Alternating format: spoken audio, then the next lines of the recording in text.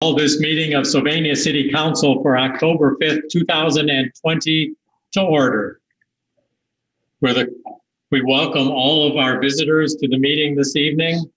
If you have a particular issue you would like to address the City Council, let me know by raising your hand when we get to that item in the agenda. I would also like to welcome Laura Bigelow, serving as our clerk this evening in the absence of Mrs. Booker. With that, will Mrs. Bigelow please call the roll?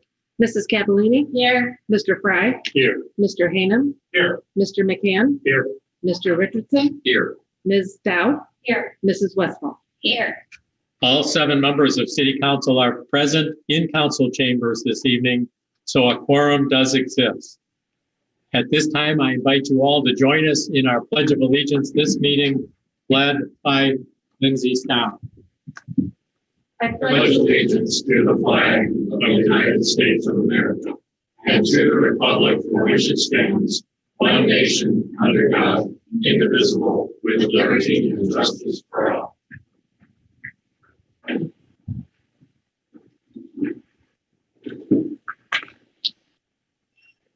Before we start our meeting and proceed with additions to the agenda, I would like you to stand up again. We've had a police officer pass away since our last meeting, and we will have a moment of silence in honor of Officer Michael Shaw and in support of his family.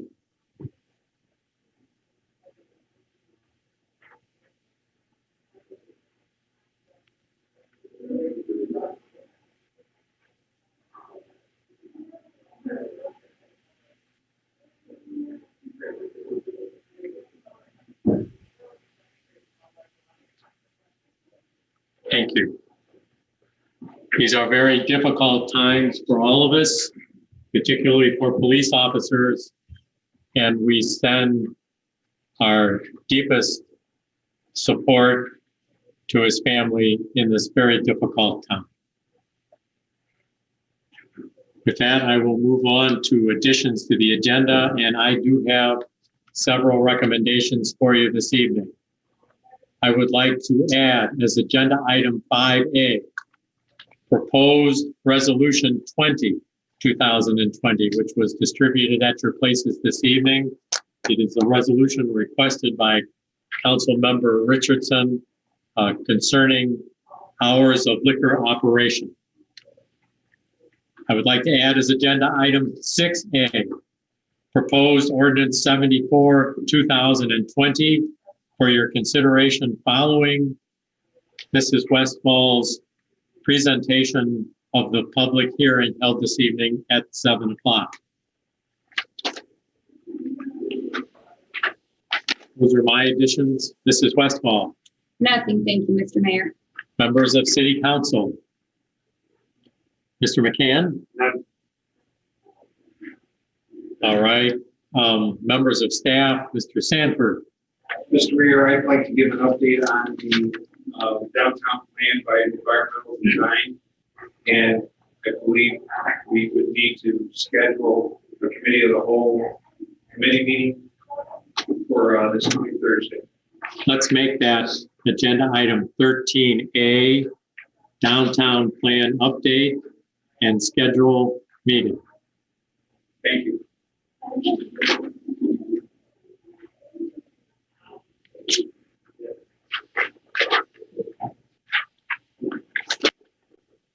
Mr. Schroyer. Nothing, Mr. Mayor. Chief Snore. Nothing, Mr. Mayor. Mr. Aller. Nothing, Mr. Mayor. And Mrs. Prying. Nothing, Mr. Mayor. These people are usually much closer to me. I think maybe they like this arrangement. I'm not sure. All right. With that, is there a motion to approve the agenda as amended for this evening? So moved. Second. And moved and seconded that the agenda be approved as amended. All in favor say aye. Aye. Opposed? Motion carries and the agenda is approved for this evening. Agenda item 4 is approval of our meeting minutes from our last regular meeting on September 21st. Mrs. Westphal. Thank you, Mr. Mayor. I move approval of the regular meeting of Sylvania City Council held on September 21st, 2020, and I'm moving approval of those minutes as submitted. It's been moved and seconded for approval of the minutes of our council meeting on September 21st, 2020, as submitted. All in favor, say aye. Aye. Opposed? Motion carries and those meeting minutes are approved. Moving to agenda on item number 5. We are happy to welcome into our council chambers Sheila Gibbs, the Director of Support Services of the Lucas County Children's Services, who requested an opportunity to present the facts of their levy renewal to us as a council. Thank you. Good evening, Mr. Mayor and City Council. Is this the rest of your City Council, or are you just the spread City out? Council are the 7 people closest Right here. Okay. I didn't want to have my back to people. My name is Sheila Gibbs, and my address is 1793 Lexington, Perrysburg, Ohio, 43551. I am a representative of the Committee for Children and Lucas County Children's Services, and I'm here to talk to you about Issue 18. Issue 18 will renew an existing 1.8 mil operating levy for 5 years. This is not a new tax, it's a renewal for us. The mayor had asked for some historic information on this levy, and it has come before voters 13 times since 1967 and has failed to pass on 2 times only.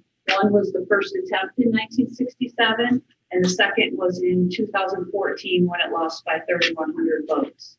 Voters last approved this levy in 2016 as a 1.4 mil with a 0.4 mil addition, and that year it passed at a rate of 62%. We have an additional levy at the agency as 1.85 mils was renewed in 2018 for a period of 10 years and has passed all 8 times that it's gone before the voters as a 5-year levy since 1981. We just last time moved it to a 10-year levy. This measure passed in every precinct in Lucas County in 2018, so we're very happy about that. The current levy, 1.85 mils, costs the owner of a $100,000 home $55.13 annually, or $1.06 per week. This levy generates $13.4 million annually, or approximately 1/4 of the agency's operating revenue. The primary uses for these funds include casework services to families and children, foster care per diem, so those are what we pay daily for foster care or other care for children, contracted services for clients, which could include parenting, substance abuse, some mental health services, coaching for visitation, proper coaching, things like that, and building occupancy and routine expenses. Combined, our levy dollars represent 54% of our revenue, and they are unrestricted funds and used to leverage state and federal reimbursements for the care of the children. Lucas County Children's Services serves 1 in every 8 children and families in Lucas County. That's 13 out of 100 children come before us to be served. In 2019, we received over 12,000 reports of abuse and neglect of children, and we screened in and investigated over 5,000 of those reports. We provided services to 13,600 children in 2019, and caseworkers made 23,000 visits annually to children and families. So we're very busy. A lot of mileage too. Not so much now though. We're doing a lot of virtual visits and have saved a lot of mileage. The mission of our agency is to lead the community in the protection of children at risk of abuse and neglect.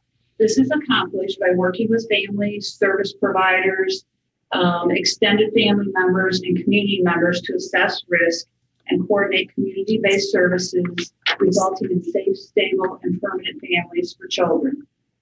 Our biggest challenge, as with the rest of the community, is substance abuse. The opioid epidemic has not let up at all.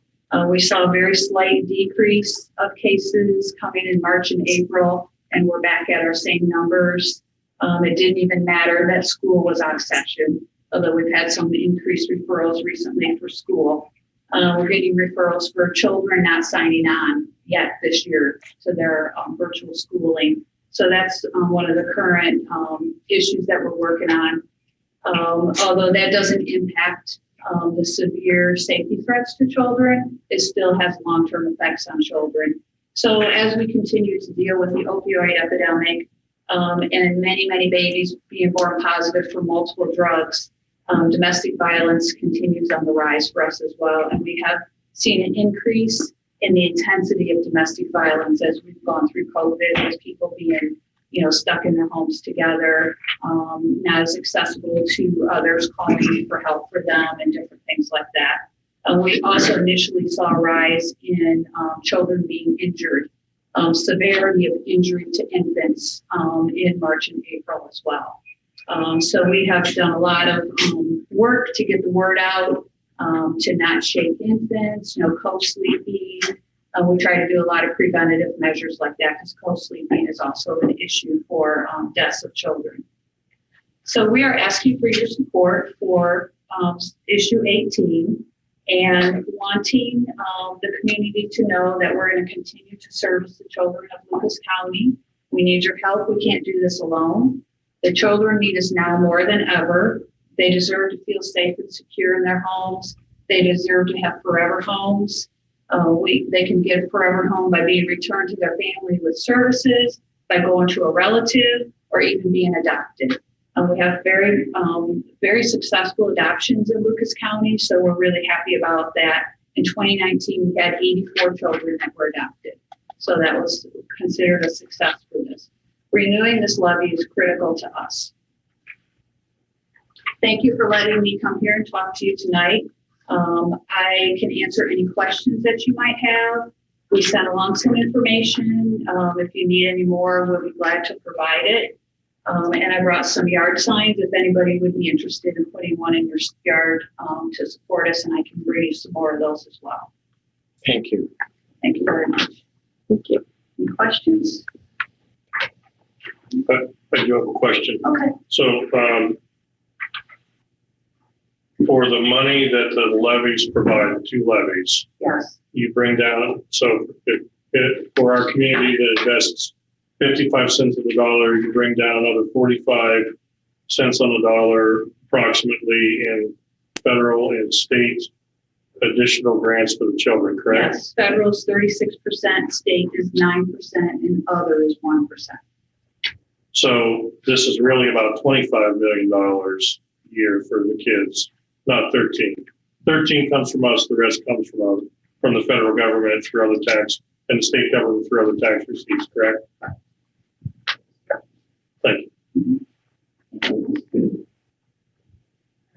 Thank you very much. Appreciate it. Thank you. Best wishes on success. Thank you.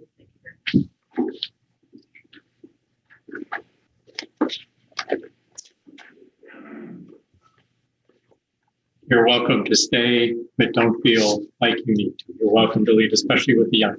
Okay. Thank you so much. With that, I would like to move us on to added agenda item 5A, which is Resolution 2020, as requested by Council Member Richardson. And I'll turn right to you, Patrick. Yes, thank you, Mr. Mayor. I can give a little background before I introduce it, but this came to me from the Sylvania Chamber of Commerce Business Restoration Task Force. And they thought it was a good idea, and after speaking to some of the local businesses, we all agree it was a good idea. So this is just a resolution. It's an attempt to let the administration in Columbus know our opinion on what we're going through in Sylvania. And I think it's a step in the right direction, something we can do to show our local businesses that we're on their side. With that, I can introduce it. If anybody has any questions or comments, I can. I see that Mr. Fields is here. Well, Councilman should ask questions first, but Mr. Fields might not be able to help your questions as well. I have a question. I'm a little uncomfortable with rescinding a rule that's helping slow the spread, especially when parts of our state are still in level 3. This resolution to rescind would be in response to a statewide rule. And I was wondering if perhaps as a part of this resolution, we might be able to add language to it that says for level 1 and level 2 counties. So that level or counties that have a slower spread could help benefit the businesses more, but counties that are still on level 3, we aren't adding additional risk of pastors, but I was wondering if that might be a possibility for our consideration.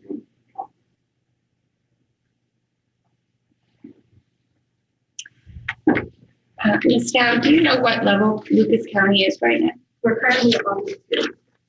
And if we look at the map, there's only a few level 3 counties, but it changes all the time. And I think this adds the flexibility to this resolution to where we're still supporting our drinking establishments and we're still getting the governor's attention. But at the same time, we're still abiding by state guidance and safety standards.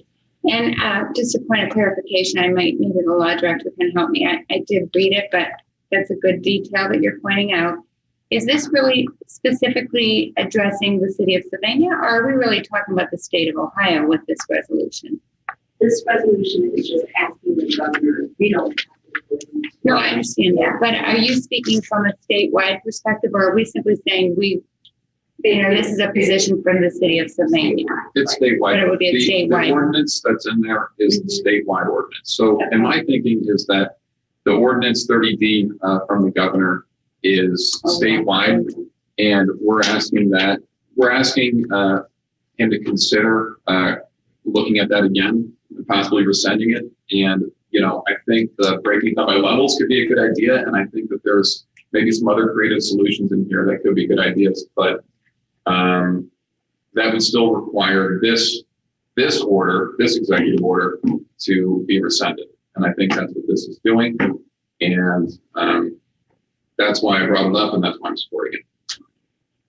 As a matter of reference for council members, we do not enforce this policy, this requirement of the state of Ohio. This is enforced by the state liquor control.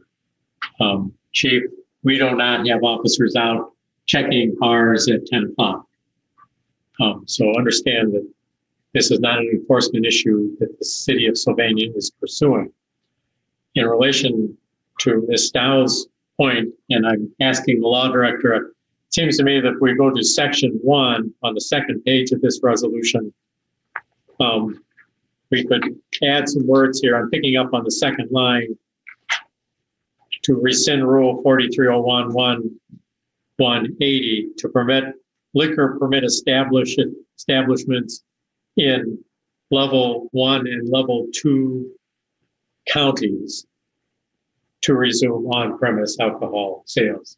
I know the governor has been addressing this in his twice weekly press conferences. I discussed this specifically with the lieutenant governor last week, along with nursing home requirements, and they are in a very hard spot to make the right calls. And a resolution like this that says, hey, I want you to know how we feel about this is fine, but they have to look at the other side as well.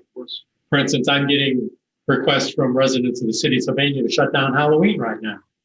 But it has been the city of Sylvania's practice through the entire COVID problem that we coordinate and cooperate with the recommendations of the state of Ohio and the Lucas County Health Department.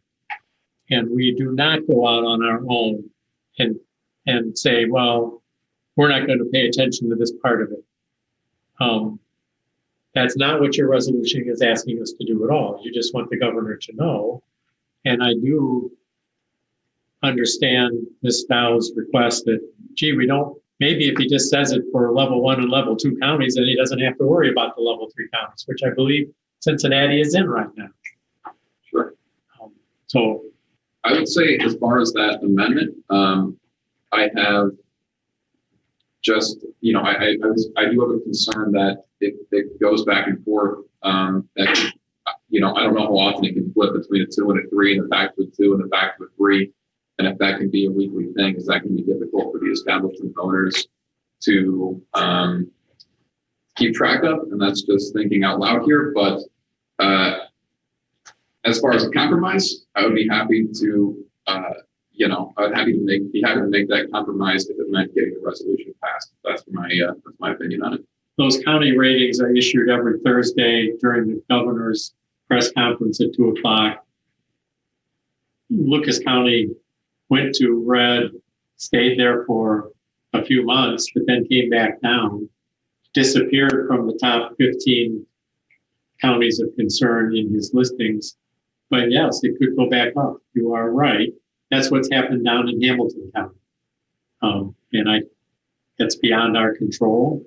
And with people coming back inside, schools opening, there could be a problem. Yeah, and maybe Mr. Fields could, you want to, yeah. I feel like having to set schedules and things and maybe not knowing what your schedule will be the next week could be a problem, but. Brandon Fields, one of the owners inside the Five Brewing. Just my take on all this is from a time standpoint, it doesn't matter for us or shouldn't for other businesses of following the guidelines. So we don't do any differently at 10 o'clock in the morning to 10 o'clock at night. If that makes sense. So kind of extending the hours in terms of that, like places are either doing what they're supposed to keep their employees and patrons safe, or they're not. So in essence, it's up to the places to do that. Some of the issues with kind of the 10 o'clock rule is it's bottlenecking people. The fact that people who maybe were going to come out later now are forced to come in earlier. So now we're creating more people to come in at the same time as opposed to being able to spread people out. Another issue that's going to compound that is the cold weather with patios closing. I mean, us personally, we're going to be losing 6 tables outside. Don't know exactly when that's going to happen. If it's snowing, we'll sit outside, great, we'll serve you beer. But those people now are going to be forced to come inside. So now we have less seats, especially seats outside to sit people. So that's just kind of some of the nuances with that. Obviously, Sylvania in itself is not a big late night place. We're open at 11 o'clock. Or we were open at 11 o'clock during the week. It would usually die off around 10:30 or so. Weekends at midnight, but still, even on weekends, we would be busy until 10:30, 11, and then after that, it would basically kind of clear out and die off. Another thing, especially on the weekends, our place and other places where they have long waits. You come in at 8:15, 8:30, you're waiting for 45 minutes an hour. You get sat at 9:30, 9:45. Now you either have to, irresponsibly start slamming, some drinks, or you're unable to enjoy a beverage when your food arrives at 10 o'clock. So just some of the various nuances with the rule. Obviously, the whole scheme of things is doing stuff properly and keeping people safe. In terms of the stipulation of level 1, level 2, I think it would be great, but there would be issues in terms of knowledge of places knowing about it and staffing. For instance, if we were planning on being open, till midnight on the weekend, and all of a sudden come Thursday when the schedule was already put out a week ago, now we're going to be either overstaffed or understaffed, depending on which way it swings, of whether we can be open later or not. So, but I guess it's my understanding of this is just to help spur the conversation of whether or not to continue this or not from the state. So, Mr. Fields, does your establishment belong to an organization of similar establishments that might be making a request to the governor like this? Yes, White issue is part of the task force that would meet regularly to kind of discuss things and things of how to help local businesses, and also to kind of just in general keep everybody kind of on the same page, informationally wise, and just kind of band together, if you will. What if, obviously, we wouldn't have the ability to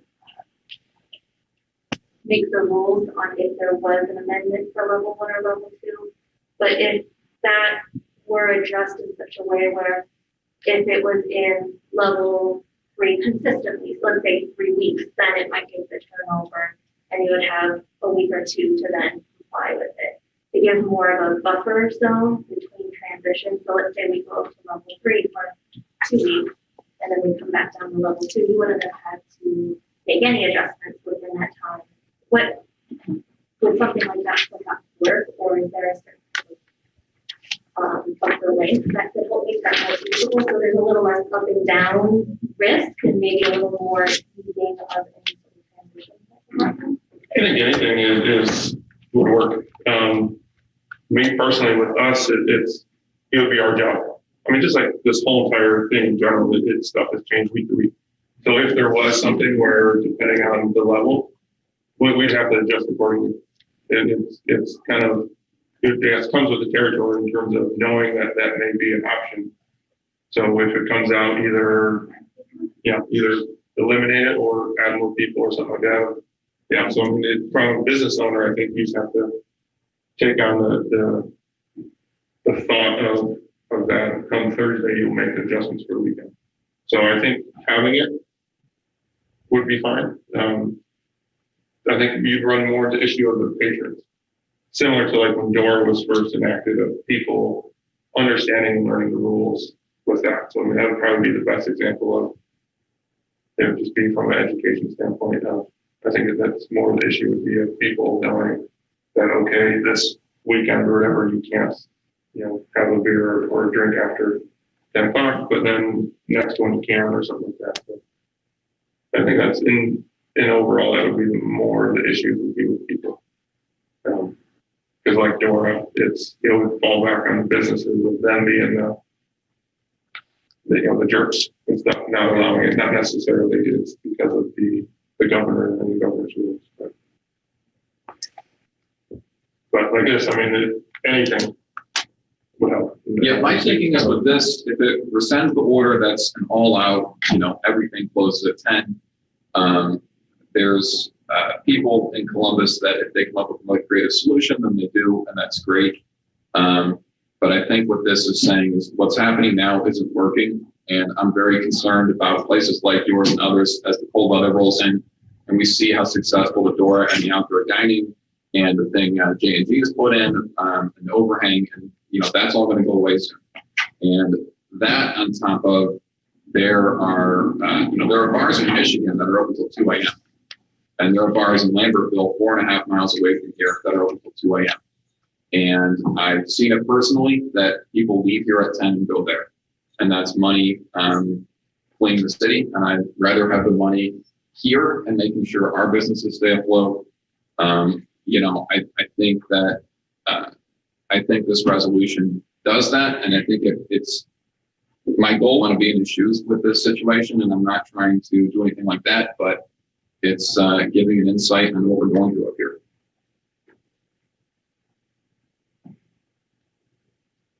So thank you, Brandon, for coming and spurring the conversation. That's just actually what we needed. I should mention before I even start, I did get one email from Kevin Joyce. I don't know if anybody else did, who is opposed to passing this resolution for all the reasons that we know that about infection rates. And I'd like to think that I'm on your side. But I also think that like him passing a resolution that's going to be a piece of paper on the governor's desk isn't exactly proactive.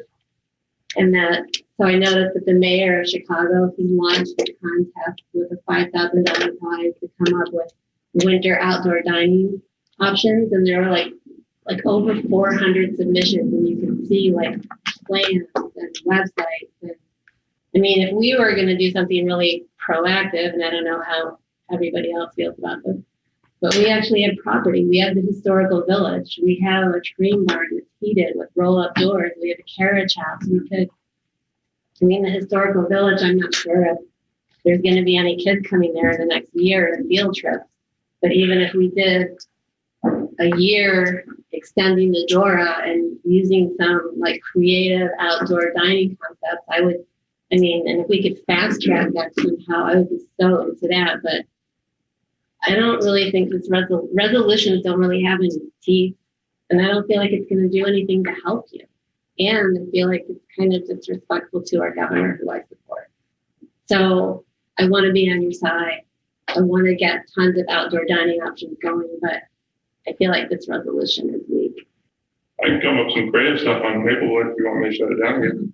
Yeah, maybe that's the answer. I feel like we started out strong and then we maybe we didn't do exactly the right thing, but we need to reinvestigate. We need to like get on a fast track and get something going before things, instead of doing something in the middle ground, we just kind of stop. I think we can agree do with better. that. I mean, I agree with all that. I think that would be great. But I think that this resolution, at the very least, it doesn't hurt. I don't think it's going to offend the governor. I think that it's stating our opinion, it's showing what we're going through. I love the creative solutions. I love to see the outdoor dining. I think we should do all that. I think that's all great. But, while this doesn't have any legal weight, it's not changing the law. It can't hurt. It can't hurt. And I think we should pass it and, be one more voice of groups that are coming out and saying that we need to support our local restaurants. And they've been doing enough. And I think the creative solutions are great, but a lot of these places are barely hanging on. And I think anything extra we can give them to get some more revenue in the door is going to help. And I think that this send us to Columbus, I don't think can hurt. Katie, I think you've come up with some great suggestions, and they're all things that should be looked into. I agree with you on that. I think it'll take a little bit of time, but we did some pretty fast things with Dora, so who knows what the opportunities are. So, but what I would say is this: I don't see anything that that prevents us or suggests that we shouldn't move forward with a resolution, because I want to support our local businesses, and I want to really send a message to you inside the 5 family, friends in our neighborhood and in our community, as well as to our other partners in the community, that I 100% am behind you. And I believe without question that our community has to find a way to get through this winter, because we're going to be all winter long locked up. So in the interim, if we can find a better solution, I'm all for it. But I think to share with the governor that we have concerns is the right step at this point in time. And I fully support advancing this resolution.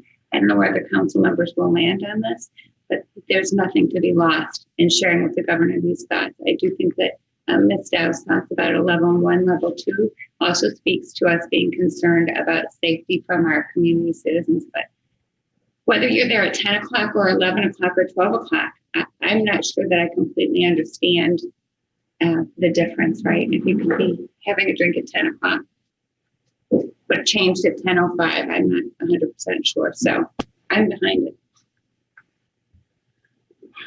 Well, I just, Brandon, thanks for coming. I hate resolution. Really hate it. And I have fought against them for 17 years on Captain's Hall. I hate giving other people advice on things that we don't have control over. I have tweeted at the governor about this.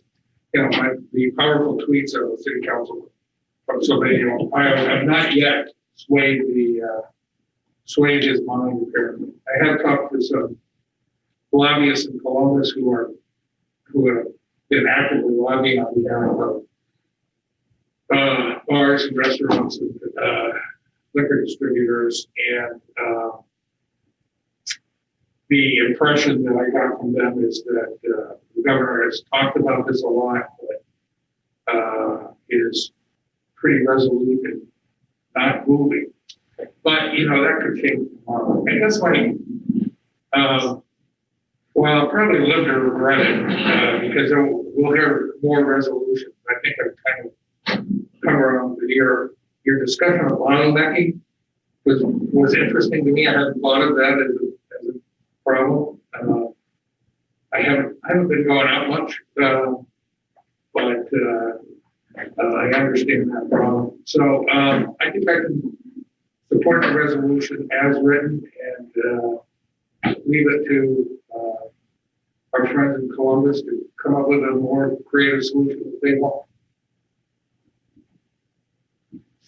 I would also add that while I think that the suggestions that we have from Mrs. Cavallini are wonderful, it would be nice to have both of those things happen, right? Because we still have to have our distancing tables, our 6-foot distancing, our masks. So we may still need the internal support to midnight, but some external options as well, so that we can drive more business to our community and help our small businesses maintain their revenue in the most opportune way. I support the resolution. I agree with Ms. Capolini that we should try to do more to support the businesses. But as written, anything that we can do to encourage the state to help open the businesses, to gain more revenue, to help, let's get past this. We're already doing it safely now. 2 additional hours of doing the same thing, I don't see as being a risk. Having family members having COVID already, I understand personally what this means. So I feel that this is something, again, we're just putting a resolution to the state, but let's get our word heard. And then other creative solutions, I think, should follow.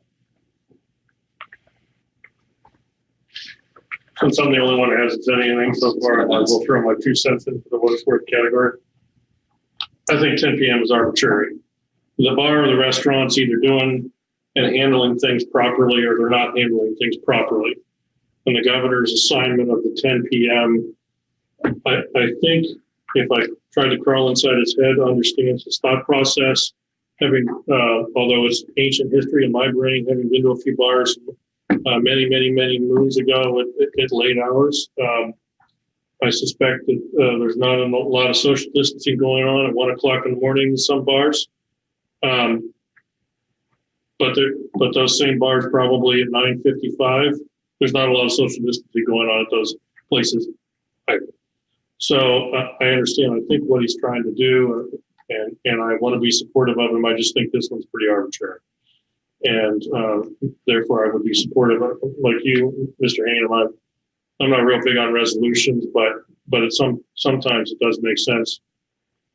Ms. Stout, to your point, I think your suggestion is a great idea. I just don't know that this is the right spot. I think that would be something the governor and his staff as administration would come back and say, okay, if we're going to make some modifications, let's do it on level 1s and 2s. Let's not make the route modifications on level 3s, just based on the statistics.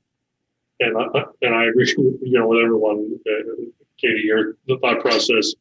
Hey, if we can figure out a way to make this make sense somewhere else somehow, we need to look at that too, because we are running into the tough season for outdoor dining and the like. So I think we should consider moving forward on this. So if there's no more comments, I will go ahead and introduce it. I think everybody's given their thoughts on this.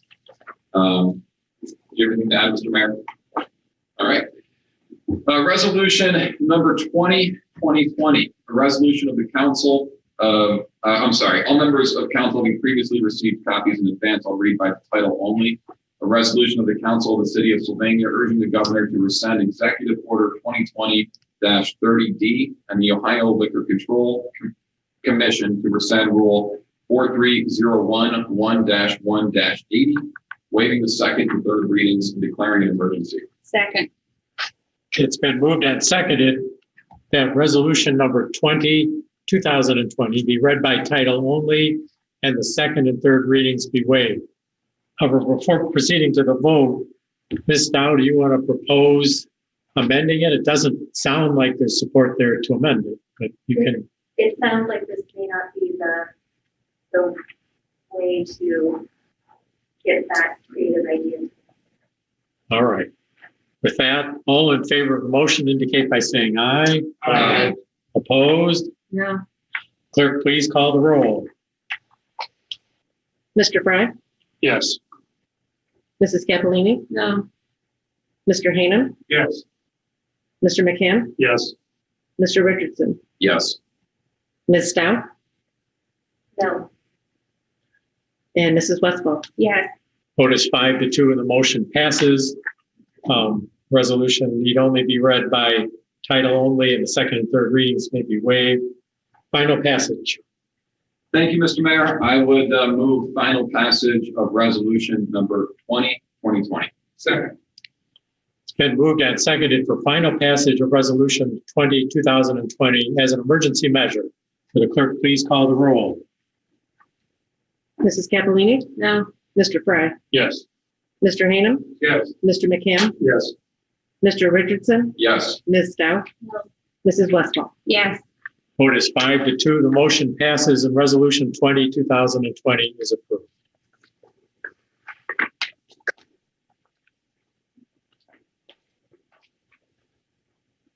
Thank you for the discussion. Brendan, thank you for being here. If you have any creative ideas, and whether it's Maplewood Avenue or other areas, what we can do to help you out, please let us know. You can work through Mr. Sanford or come directly to me, whatever is more comfortable. Will do. Sounds good. Thank you. Thank you. Moving on to agenda item 6, report of the public hearing held in this council chambers at 7 p.m. concerning zoning amendment 1, 2020. Mrs. Westfall. Thank you, Mr. Mayor. Yes, a public hearing was held this evening on Monday, October 5th at 7 o'clock regarding zoning amendment 1-2020 about Southbriar LLC. And present were all members of council and many members of city administration. This was a public hearing that had been recessed several times. This was, but we were able to advance it this evening. The zoning changes went to the Planning Commission for review in May, and they did with a unanimous 5-0 vote recommend that the council approve the zoning change as requested. They did have a suggestion for an inclusion of detailed specifications of the improvement that would be completed to an adjacent commercial center. This zoning change looks at adjusting the property in the Southbriar area, adding 21 parking spaces, and changing the entry and exit onto Main Street, and also doing some general facelift of that particular property. Mr. Orvich was here, Mr. George Orvich was here for some comment and to respond to questions. There was nobody here to make public comment, either for or against this zoning amendment. So after some discussion among city council members, Mr. Hanem evening, and then the public hearing was completed about 7:15. You do have distributed your places this evening, proposed ordinance 74, 2020, which would approve the recommendation of the Planning Commission to make these zoning changes. Mr. Hanem. Thank you, Mr. Mayor. Move adoption of ordinance number 74-2020. All members of council have previously received copies. I'll read my title only. Approving the recommendation of the municipal planning commission to approve petition for zoning ordinance amendment number ZA-1-2020 on the petition of David Schmidt on behalf of Southbriar LLC to change the zoning of 5111 and 5123 Main Street in the city of Sylvania, Ohio, waiving the second and third readings and declaring an emergency. Second. It's been moved and seconded that ordinance number 74, 2020 be read by title only and the second and third readings be waived. All in favor of that indicate by saying aye. Aye. Opposed? Motion carries. Final passage. Thank you, Mr. Mayor. I move final passage of ordinance number 74-2020 as an emergency matter. Second. Been moved and seconded for final passage of ordinance 74, 2020 as an emergency measure. All in favor say aye. Aye. Opposed? Motion carries and ordinance 74, 2020 is approved. Moving on to agenda item 7. We're back for our third evening of temporary easement approvals, which we are required to do one at a time. Mr. Allen. I won't say anything unless there's any questions. I do have a question. I'm sure you're shocked by it. Yeah. Most of these have been relatively modest sums of money, except for the one at 6006 Cushman. I noticed on the drawing it has an arborvitae location, but I just wanted to ask the question: is that why the price is so much higher? I would guess it's because of, I'm assuming it is because of plant material within the easement area. Because for the most part, all of the easement areas were the same. It was just a difference of the. Yeah, this is 2 lots, but other than that, it seemed it was jumping out at me.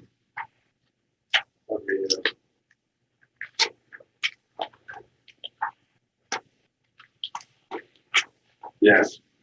Yeah. Okay. Yeah. There's a whole lot of X's in there. Yeah. Oh, I know what property that is. Yes. Yes, it's the property line. Okay. I assumed that that's what it was, but given the price differential between this and some of the others, I thought that's probably it. Yeah, I apologize. That took It's okay. keeping all the property straight, but as soon as I looked at the easement, that's the property that has the. Right. In case Mr. Schultz calls me and said, how do I get 266 and some other dude Yeah. at $8,400? Why? So I want to be able to answer that question for him. Absolutely. So, thank you. As previously stated, the cost of these easements is built into the project estimate and we're still within estimate. Yes, because of the storm system, the project cost increased a little bit, but we're going to utilize some of the stormwater assessment funds. And the costs were somewhat anticipated. They ended up being higher than what we thought, but we're still counting the project. So we get these, assuming we get these taken care of, I'll come next week with hopefully the final match. One of the properties was switching hands. It was selling. And so all of that process is complete and has been closed. So now we're getting things worked out. I'm not anticipating any issues, but so hopefully we'll have the rest of them at the next meeting be done. And we'll start going around the table with different committee members reading. Mr. Fry, you're first as street chairman with ordinance 75, 2020. Thank you, Mr. Mayor. I'd like to introduce ordinance number 75, 2020. All members of council having previously received copies, I will read by title only. Accepting a temporary construction easement from Vincent L. Sperling and Kayla M. Needing for the improvement of Cushman Road, dedicating a temporary easement for the public purposes, appropriating funds therefore, waiving the second and third readings, and declaring an emergency. It's been moved and seconded that ordinance number 75, 2020 be read by title only and the second and third readings be waived. All in favor of that indicate by saying aye. Aye. Opposed? Motion carries. Final passage. Thank you, Mr. Mayor. I move final passage of ordinance number 75, 2020 as an emergency measure. Second. It's been moved and seconded for final passage of ordinance 75, 2020 as an emergency measure. All in favor say aye. Aye. Opposed? Motion carries and ordinance 75, 2020 is approved. Mr. McCann. Thank you, Mr. Mayor. I'd like to introduce ordinance number 76-2020. All members of council having received copies in advance, I'll read by title only, accepting a temporary construction easement from Peter E. Schultz for the improvement of Cushman Road, dedicating the temporary easement for public purposes, appropriating funds therefore, waiving the second and third readings and declaring an emergency. Second. It's been moved and seconded that ordinance number 76, 2020 be read by title only and the second and third readings be waived. All in favor of that indicate by saying aye. Aye. Opposed? Motion carries. Final passage. I move final passage of ordinance number 76-2020 as an emergency measure. Second. Moved and seconded for final passage of ordinance 76, 2020 as an emergency measure. All in favor say aye. Aye. Opposed? Motion carries and ordinance 76, 2020 is approved. Mr. Hanum. Thank you, Mr. Mayor. I move adoption of ordinance number 77-2020. All members of the council have previously received copies of the legal title. Accepting a temporary construction easement from Luke D. Cutler and Brooke A. Cutler for the improvement of Cushman Road, dedicating the temporary easement for public purposes, appropriating funds therefore, waiving the second and third readings and declaring an emergency. Second. It's been moved and seconded that ordinance number 77, 2020 be read by title only and the second and third readings be waived. All in favor of that indicate by saying aye. Aye. Opposed? Motion carries. Final passage. Thank you, Mr. Mayor. Move final passage of ordinance number 2020 as an emergency. Second. Been moved and seconded for final passage of ordinance 77, 2020 as an emergency measure. All in favor say aye. Aye. Opposed? Motion carries and ordinance 77, 2020 is approved. Mrs. Capolini. Thank you, Mr. Mayor. I'd like to introduce ordinance number 78-2020. All members of council having previously received copies, I'll read by title only. Accepting a temporary construction easement from Chung W. Kang for the improvement of Cushman Road, dedicating the temporary easement for public purposes. Appropriating funds, therefore, waiving the second and third reading and declaring an emergency. Second. Been moved and seconded that ordinance number 78, 2020 be read by title only and the second and third readings be waived. All in favor of that indicate by saying aye. Aye. Opposed? Motion carries. Final passage. Thank you. I'd like to move final passage of ordinance number 78-2020. Second. Moved and seconded for final passage of ordinance 78, 2020 as an emergency measure. All in favor say aye. Aye. Opposed? Motion carries and ordinance 78, 2020 is approved. Mr. Richardson. Thank you, Mr. Mayor. I'd like to introduce ordinance number 79, 2020. All members of council having previously received copies, I'll read by title only. Accepting a temporary construction easement from Marvin Real Estate LLC for the improvement of Cushman Road, dedicating the temporary easement for public purposes, appropriating funds, therefore, waiving the second and third readings and declaring an emergency. Second. It's been moved and seconded that ordinance number 79, 2020 be read by title only and the second and third readings be waived. All in favor of that indicate by saying aye. Aye. Opposed? Motion carries. Final passage. I move final passage of ordinance number 79, 2020. Second. Been moved and seconded for final passage of ordinance 79, 2020 as an emergency measure. All in favor say aye. Aye. Opposed? Motion carries and ordinance 79, 2020 is approved. Thank you, and we'll be back with the last batch in 2 weeks. Turning to page 2 of our agenda, we are up to agenda item 8. This is a sanitary sewer easement. Mr. Aller. Thank you, Mr. Mayor. This is kind of an odd situation that we found a couple of years ago, and then we did just kind of been working with various property owners to try to get it cleaned up. But back in 1989, the city extended the sanitary sewer down King Road and actually had a right-of-way agreement with the property owners at that time for a 15%, 20-foot sanitary sewer easement along King Road. That agreement was signed by the property owners, but unfortunately, we've gone back through the record. We can't find where it was ever formally accepted by City Council or reported with the County Recorder's Office. So, in 2017, that lot was actually split into 2 lots. And when the owner of what became an empty lot came in and started pulling permits for their house, that's when we discovered that the easement wasn't actually in place. So this is basically cleaning up that missing piece from 1989. This easement is with the Nowakowskis, who are the owner of what used to be an open lot, but are building the house on King Road. This is the new house that's going up. They're the owners of that lot, and they've signed the easement for it.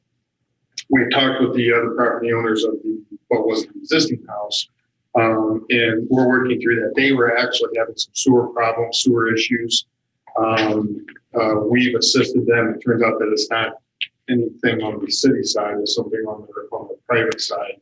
But we're trying to get that cleaned up, and then I think that we'll get that easement as well. They're not really arguing, they're just having sewer issues, and it was a good time for them to get their sewer questions answered when we came knocking for an easement. So we're getting all of that resolved, and I think we'll be bringing together the 2. But this is basically, again, a cleanup from 1989. We would recommend approval.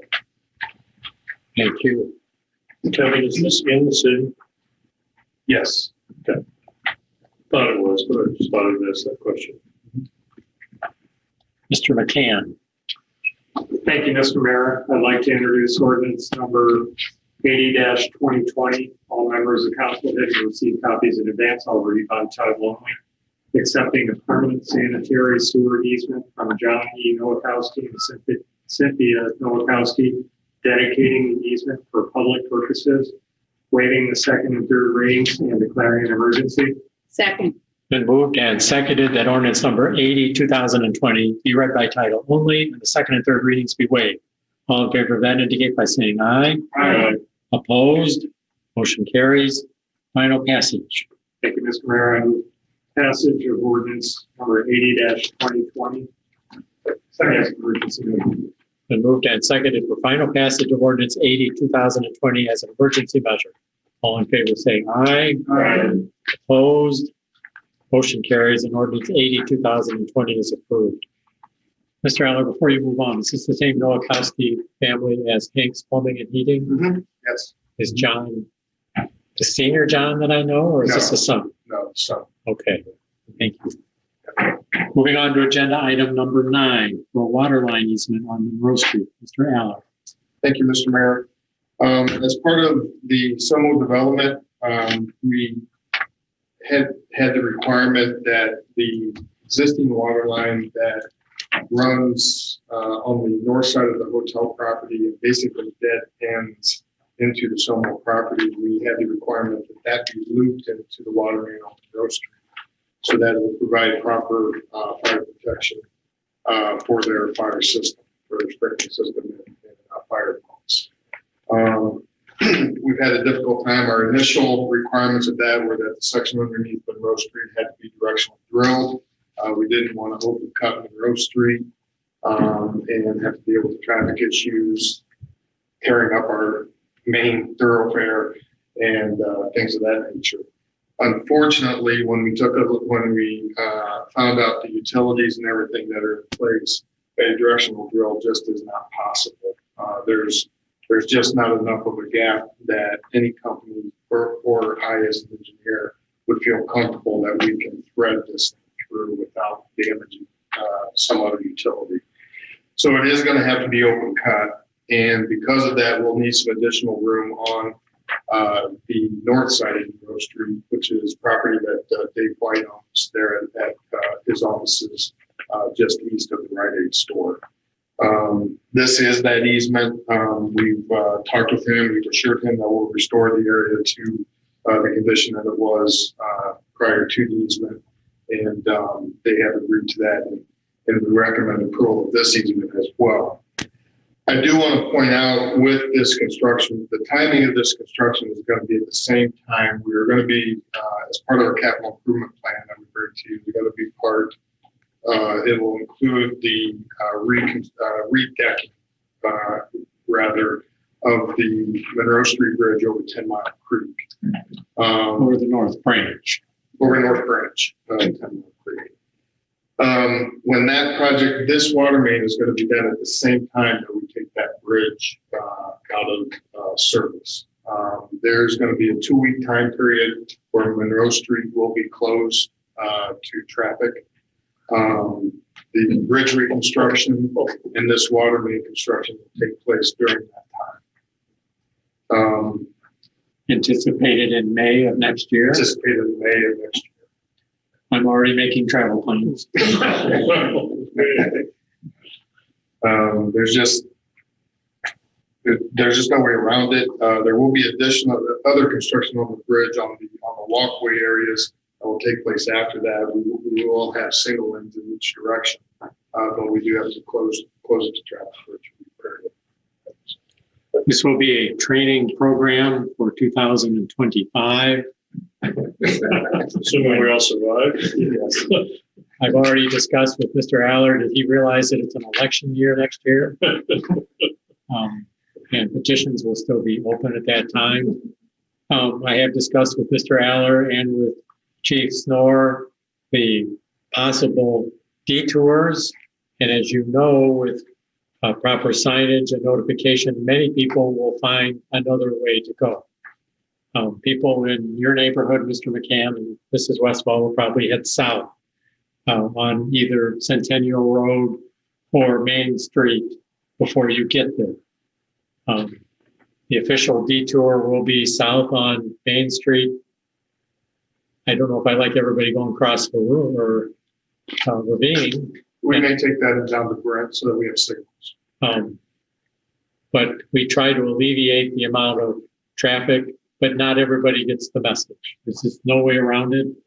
But we will have the problem of access to businesses for those 2 weeks and emergency response during those 2 weeks.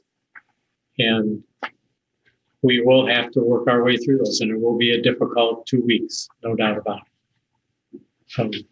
I thought this was an appropriate time to put council on notice that it's going to happen in May.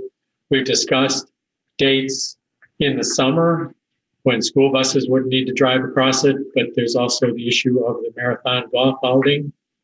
And the timing for opening of the east tower of the Somo Flats. This is a key factor for them to pass their fire sprinkler test and get an occupancy permit. And they're currently telling people that, well, depends when we get the water.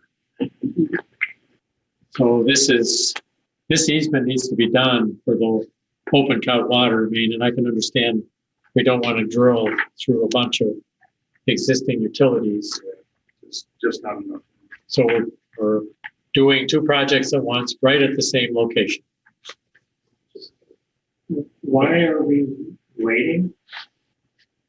If this is needed? We have to, because the bridge project won't be until, we don't have it as part of this year's budget. And so we have to wait until next year's appropriations are done. And also timing wise, we're trying to work between not impact schools any more than we have to, but have everything done by when Somo Flats wants to open up the east building and also be complete by the golf tournament. So we've got a tight window in the late spring. And Mr. McCann, we are not holding up the opening of that tower. They will not be ready until then. Okay, and that was my question. They've told a few people, I've had a few people call me and say they've been told they can't open that building maybe until December of next year because of the water issue. That would be holding them up. Okay. Doing it in May is That's not. where I was going. Thank you, Mr. The west tower is smaller and will open up sooner, late this year. But the east tower, which is larger, has a greater water demand for the sprinklers in it. And the type of work that's being done on the bridge deck cannot be done there because of the water. Mr. Aller, I'm probably jumping ahead here since this is for next year. I'm assuming there's going to be penalties attached to whomever is doing the bridge construction, please. That they don't get it done. First of all, they're going to get the phone call, the 1-800 number, and we're going to, that's going to be part of the contract. There'll be a very tight window, very stressful. There's no room in that schedule. I am not really making travel plans for those 2 weeks. I am. Laura is. All right. Mr. McCann, this one's yours. Thank you, Mr. I'd like to introduce ordinance number 81-2020. All members of council having received copies in advance, I'll read by title only. Accepting a permanent water line easement from Dave White Real Estate LLC, dedicating the easement for public purposes, waiving the second and third reading and declaring an emergency. Second. It's been moved and seconded that ordinance number 81, 2020 be read by title only and the second and third readings be waived. All in favor of that indicate by saying aye. Aye. Opposed? Motion carries. Final passage. Thank you, Mr. Mayor. I move final passage of ordinance number 81-2020 as an emergency. Moved and seconded for final passage of ordinance 81, 2020 as an emergency measure. All in favor say aye. Aye. Opposed? Motion carries and ordinance 81, 2020 is approved. Moving on to agenda item 10, retaining wall redesign services. Mr. Aller. Thank you, Mr. Mayor. When we initially started into this project, it was our plan to use a product called Ready Rock for the construction of the wall. When we got into the actual project, it was discovered that the height of the wall did not lend itself to the use of ready rock, that they would not be able to withstand the lateral pressures that's put on a wall of that nature. So we transferred that design to basically a port-in-place wall with a decorative face on it.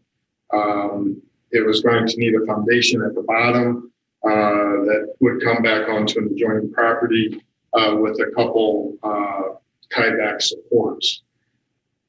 Since that design took place, Ready Rock has developed a new product that will handle the height of the wall that we have, that we will have when it's constructed. That product is much cheaper than a built-in-place wall. The total cost of the wall, there's been a lot of moving parts on this project because initially we started with just the area within SOMO behind the hairdresser place with the gun shop in it. That was the only section that we were looking at. Since that time, we purchased the what used to be the tire store property. That area, if you've ever looked behind there, is in desperate need of a retaining wall on that area. So we've extended this wall to be able to cover both properties. Because the cost of a construct-in-place wall across that area ended up being about $945,000. The cost of this Ready Rock product is going to be in the neighborhood. We still don't have a final estimate, but it's going to be in the neighborhood of about $400,000 to $450,000. However, we have to redo the design because of what we had already done for the one type of wall. Ready Rock works with DGL engineers based in Maumee. We've done a lot of work with them and continue to do a lot of work with them. They're on 3 or 4 of our current projects. But that's the consultant that Ready Rock uses to lay out the designs of the walls and make sure that they've got proper transitions and all of that type of work.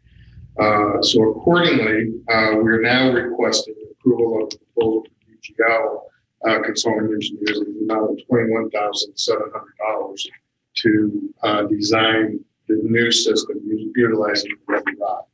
Even with the other engineering that we've already paid for and everything, we'll still probably be $450,000 to $500,000 to be good, even after paying those other design costs. So we think this is the way to go, and we recommend approval to move forward with the design. This is a good time to remind council that we do have state capital improvement grant funds in the amount of $600,000 that we are dedicating to this improvement. These are not taxpayer dollars, our local Sylvania taxpayer dollars. I mean, this sounds almost too good to be true. You're so confident about this. Yes. The product. It was initially the product that we wanted because we knew it would be much cheaper and hold up. And what they found, Ready Rock, if you go as you're going along I-75 or someplace, a lot of the wing walls and that you see on the bridge overpasses, that's the product. It's a Ready Rock product. And what they found was that ODOT's needs were becoming higher and higher. And so they just advanced their product. They have 2 different product lines now, and this product will work for us. We're the only one that did it. So We use this or a similar product on 10 Mile Creek, immediately west of Main Street, I believe. yes. I had to get positioned. Yes. If you want to have a look at what it looks like. All right. Any questions for Mr. Aller? Ms. Stowe. Thank you, Mr. Mayor. I'd like to introduce ordinance number 82, 2020. All orders of council have received copies in advance and will read by title only. Accepting the proposal of DGL Consulting Engineers, LLC, to provide engineering services for the South of Monroe, SOMO, retaining wall design. Appropriating funds therefore in an amount not to exceed $21,700. Creating the second and third reading and declaring an emergency. Second. It's been moved and seconded that ordinance number 82, 2020 be read by title only and the second and third readings be waived. All in favor of that indicate by saying aye. Aye. Opposed? Motion carries. Final passage. I move final passage of ordinance number 82, 2020. Second. Moved and seconded for final passage of ordinance 82, 2020 as an emergency measure. All in favor say aye. Aye. Opposed? Motion carries and ordinance 82, 2020 is approved. Thank you, Mr. Allen. Moving on to agenda item 11, we have proposed ordinance 83, 2020, authorizing us into an agreement with the Board of Lucas County Commissioners for the provision of public defender services in 2021. Mrs. Briney.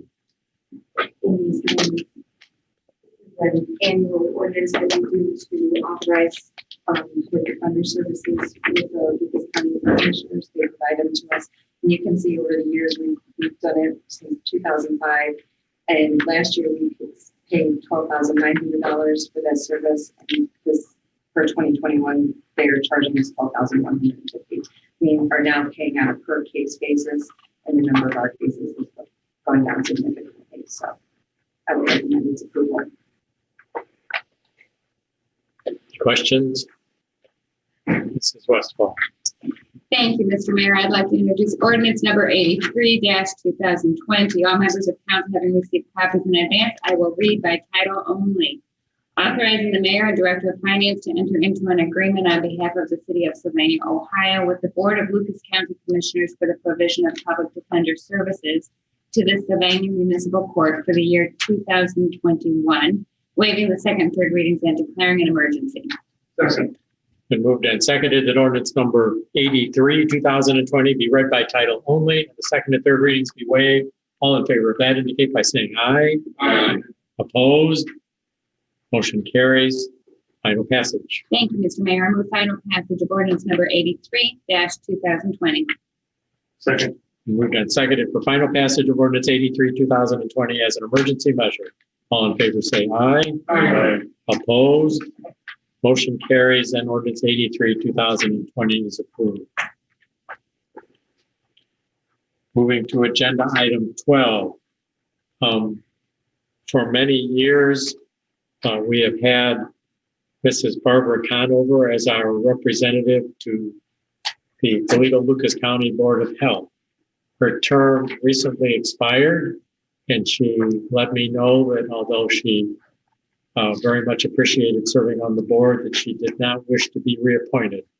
I can imagine that the time and commitment of being on that board has increased greatly in the last 7 or 8 months, and she was ready to make a change. So we will be sending her a thank you letter for her service to the city. She was a nurse, a nurse in a very supervisory position with ProMedica and served us well. In the past, we have had physicians serving on the board for us, dating back to Mrs. Westfall's father, Dr. Newton, who served on that board for many years.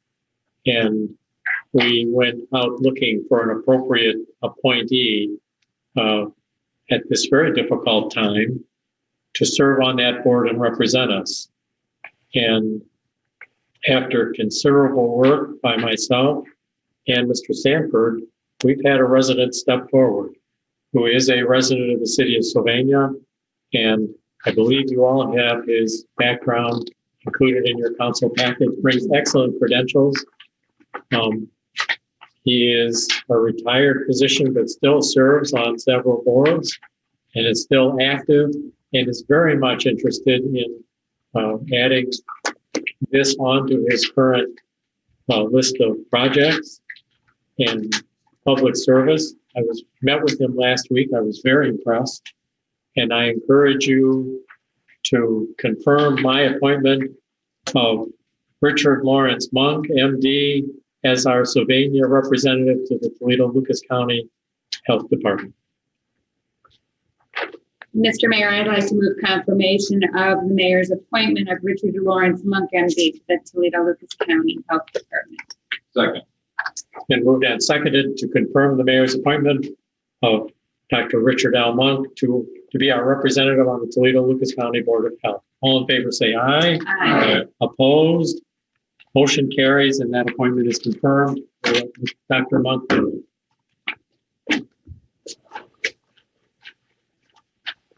That brings us to committee reports. We did have agenda item 13A added, a discussion of the downtown plan update and to schedule a committee of the whole meeting for this Thursday. Mr. Sanford. Thank you, Mr. Mayor. As you stated, this Thursday, October 8th, we are scheduled to have a meeting with Michelle Johnson.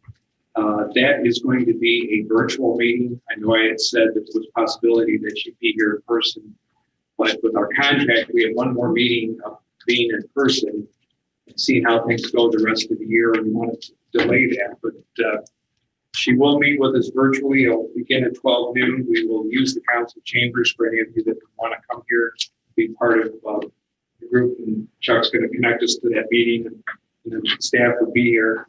She will give us a recap of what she's learned from the two meetings that we've gone through with her. And we've got added publicity, added other comments. There's a lot of information. And I think this would be a great time for you. Any questions that you have, maybe there's other things that you picked up along the way from talking with people after some of the publicity. This would be the time to bring your questions. If you cannot make the meeting, I think most of you can. Doug, I didn't think you could. But if we're doing it virtually, good, then that'd be great. But if anybody couldn't, just submit your questions to me, and we'll make sure that they are heard at the meeting. Any questions now?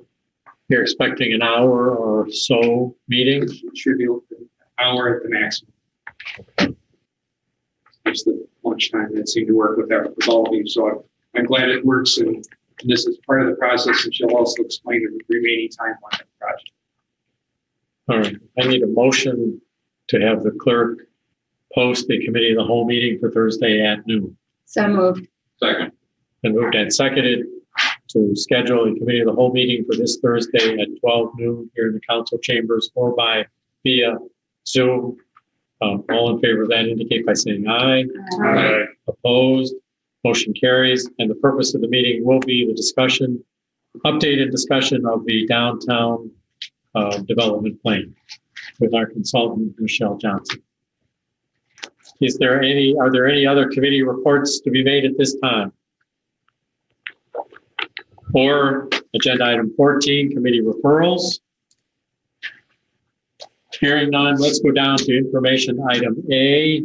You have from the Division of Taxation the payroll tax report through September. And Mr. Schroyer, you're here to answer any questions. You'll see that there was a big difference in September.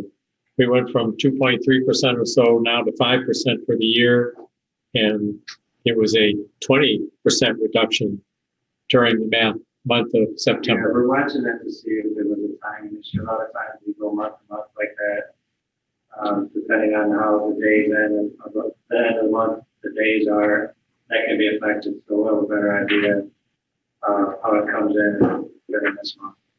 Okay. Any questions for Mr. Schroyer? I think it's appropriate at this time to give an update on the CARES funding that are coming the city's way. There have been 2 rounds that the city has received based on the neighborhood development block grant funding formula. We got about $520,000 the first round that was deposited. We've received another 240 some thousand. Is that correct? Right. In a second round, and we've been informed that there is a third round that the governor is signing off on that will not be distributed based on community development grant funds, but strictly on a population basis. We're still going to receive about 700,000 or so. Just under 700,000. That was issued. I saw that memo come out last week. And Sylvania Township is going to get over $1 million because of their higher population, which they're good for Those them. funds are going directly into the general fund, because that's where we pay these wages from. As you know, there are requirements for the use of those funds. We have been working on those. I discussed them with the Lieutenant Governor a couple of weeks ago. Last week, Mrs. Brining attended a virtual conference with the Ohio Municipal League, which gave us some more guidelines on that. And we believe that we are going to meet those requirements by putting them into our first responder budgets. Mrs. Brining, you have mentioned to me that we may need to do another ordinance before the end of November. That's correct. I believe that was the recommendation that it was the auditor's office, the state auditor's office that put on the webinar, and they recommended just preparing some legislation for your consideration that would be to appropriate and allocate the first responder money specifically from the CARES Act fund. So I will have that. We have until mid-November to pass that ordinance. We believe we are meeting the requirements of those grant funds, and that does help us out a great deal with this loss of $438,000 of payroll tax to date. Mr. Frank, did that total about 1.4 million? Yes. Is that right? Yeah, closer to 1.5. Mr. Schroyer, are those funds accounted for in these numbers here, or is? When I send out the monthly financial, one-page financial summary, it shows the general fund balance. If you'll notice there, our general fund balance is up to 8 million now. And that's where it's just, and eventually I will transfer that balance to the capital fund balance to make up for what the auditors have asked us to do. Okay. Thank you. With that, is there any other business for discussion this evening? Is there a motion to adjourn? So moved. Second. It's been moved and seconded to adjourn. All in favor say aye. Aye. Opposed? Motion carries, and this council stands adjourned until its next regularly scheduled meeting 2 weeks from tonight on Monday, October the 19th at 7:30 p.m. Thank you all for attending.